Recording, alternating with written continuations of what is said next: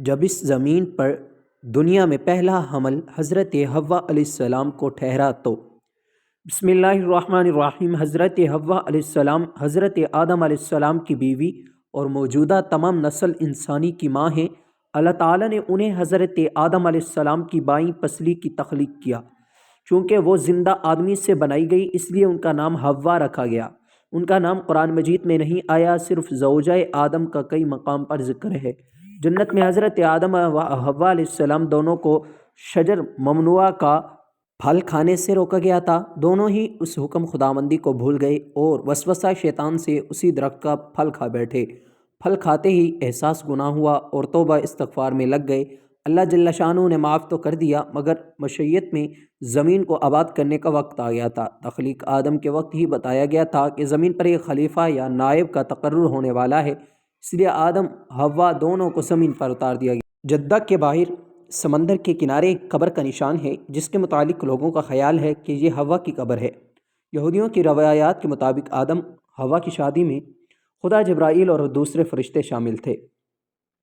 جنت سے نکلنے کے بعد آدم اور حوا نے مکہ کا سفر کیا اور خدا کی عبادت کی اور یہیں حوا کو پہلا حیض آیا۔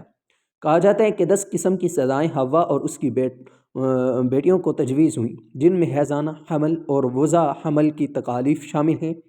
پھر کہا گیا کہ اگر وہ اپنے خاوند کی وفادار رہے گی تو اس کے ساتھ جنت میں جائے گی، اگر وہ بچے کی پیدائش کے دوران میں وفات پا جائے تو شہید کا مرتبہ پائے گی۔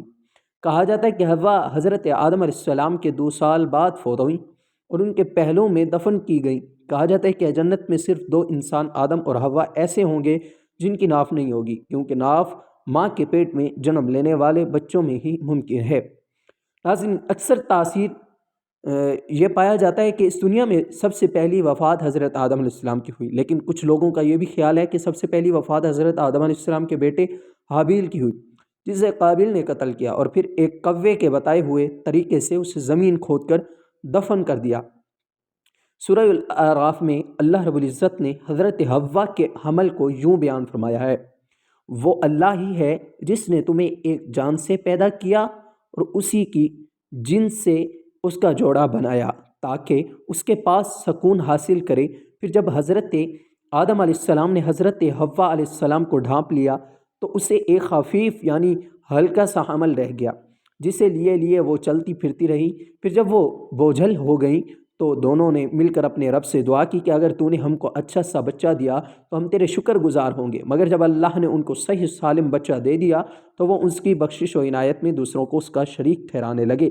حضرت سعید بن جبیر رضی اللہ تعالیٰ عنہ سے اس آیت کی تفسیر میں مروی ہے کہ حضرت حوا علیہ السلام کو جب پہلی بار حمل ٹھہرا تو آپ علیہ السلام نے بوجھ محسوس کیا۔ یہ زمین پر آنے کے بعد پہلی بار تھا کہ آپ کا پیٹ یوں حمل کی وجہ سے باہر نکل رہا تھا۔